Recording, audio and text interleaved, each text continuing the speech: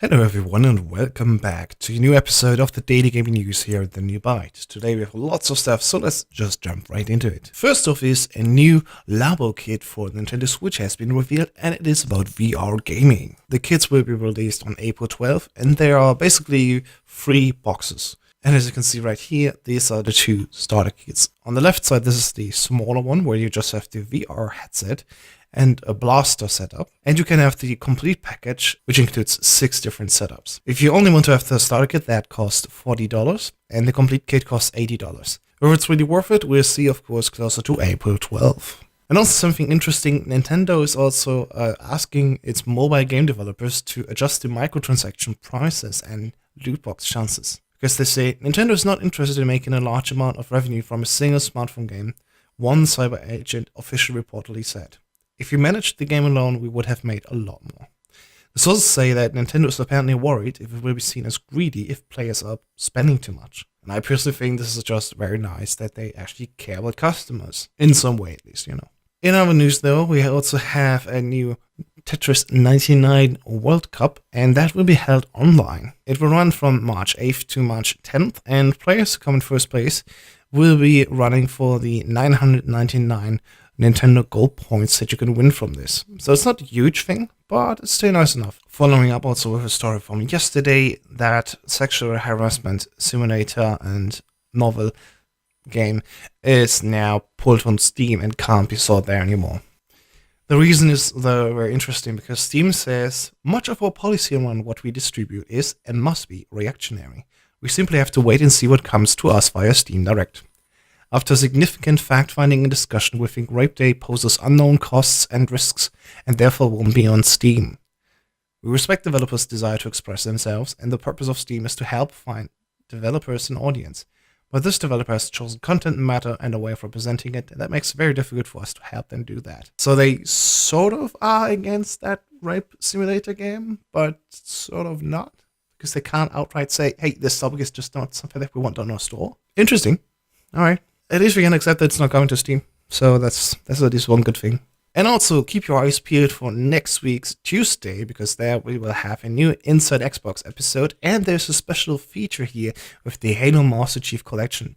Rumors have that it's finally gonna be released on PC via the Windows 10 store, and of course via the Game Pass as well. It could also be another thing that will be teased here, because maybe also more things will come to Nintendo Switch, although I'd think if actually Xbox games can be streamed to Nintendo Switch, this will be a topic for E3 instead, but hey, we'll see when it comes closer to that date. The new episode will be launched at 2 p.m. Pacific time on Tuesday, March 12th. Then, talking about Game Pass, actually, Just Cause 4 is already joined in the Xbox Game Pass. So if you have Game Pass since yesterday, you can play Just Cause 4, which was just released 3 months ago, on December 2018, actually. I mean, it's such a new game, actually, and the Game Pass, again, shows that sometimes it's actually really worth it. Though I have to say, I didn't pay for my Game Pass because I visited an Xbox Fan Fest celebration last year at Gamescom 2018. I got 2 years of it for free, so I really can't talk about prices. Something, though, that is coming out today is the new Burnt Horizon operation for Rainbow Six Siege. Be aware, the update is quite large. The file size is 54GB for PC players, 38GB for Xbox One users, and 33GB for PlayStation 4. Though you also have to notice, after the update, the game will be smaller on your hard disk drive, so although you download quite a lot, actually, the install size later after this update will be smaller than it was before. And coming to some BR news, actually, we have Firestorm, the Battle Royale mode from Battlefield 5, is reportedly being seen as a daily task here, because it says play Firestorm in the daily orders, and that is not out yet, actually. And we don't know when Firestorm will launch for Battlefield 5. It only is in planning at around the end of May, apparently. So who knows, maybe it will be out sooner, or at least we'll hear more soon about it, but this daily orders coming around already is quite funny. And something else is also being rumored. Apparently, we have a few more updates, because a daily esports report references an interview with an anonymous source. That source says that this hero here, reportedly Octane, apparently, should come to Apex Legends very soon. It also says that the Battle Pass will release on March 12th, so next week. So who knows, maybe we'll see very soon a new character for Apex Legends.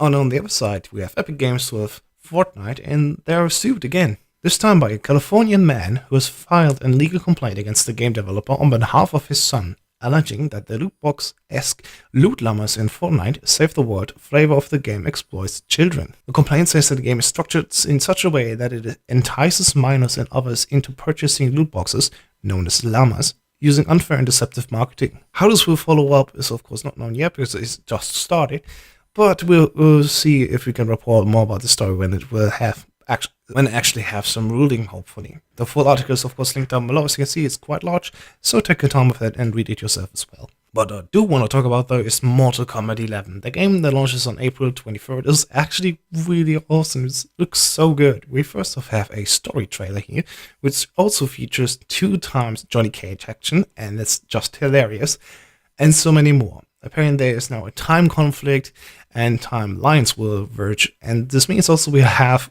older characters coming back again, mixed in with new designs and everything, and it's just a mess of the realms. But seriously, watch the official story trailer down below. And if you want even more Mortal Kombat 11, Cassie Cage has a new voice actor and is featured in its own video here, and it's just amazing. This character, oh my god, I can't wait to play as her as well, just like with Johnny Cage. The new voice actor is Erica Lindbeck, who replaces MK10's Ashley Burch. This is just an amazing reveal so far. Certainly something that has been delayed apparently is Kojima is Death Stranding. Kojima said in an interview which was translated, "Many studios lag behind the planned release date. Death Stranding is slightly out of the initial plan, but not much delayed," he said. The original info was that Death Stranding will be out before the Tokyo Olympics in the summer of 2020. So good luck, we'll all come out still in time. Hopefully this will be true. And one last bit, actually very interesting. I thought personally, Kingdom Hearts 3 was missing some interesting worlds. We mostly saw older animation movies being featured in the worlds. And the simple reason why there's no Star Wars or Marvel characters in there is simply, while Disney is owning these IPs now, there's still contracts to be made with licensing throughout games and everything. And apparently for the time that Kingdom Hearts 3 took, there was no time to make these contracts happen. So that's why we don't see, for example, Captain Marvel or Captain America in Kingdom Hearts 3, which would have definitely been cool. Just like with the Hulk, I don't know, could be very funny. But yeah, it won't happen because of contract reasons and everything. So yeah, now you know. And that has been it again here for the new Byte. Thanks so much for watching, I hope you liked it. Please give it a thumbs up if you want to support us and subscribe to not miss any new videos. Follow us on Instagram, Twitter and Facebook if you want for even more news. And of course, we'll be back again in a new episode very soon. Thanks for watching and have a nice day, and talk to you soon.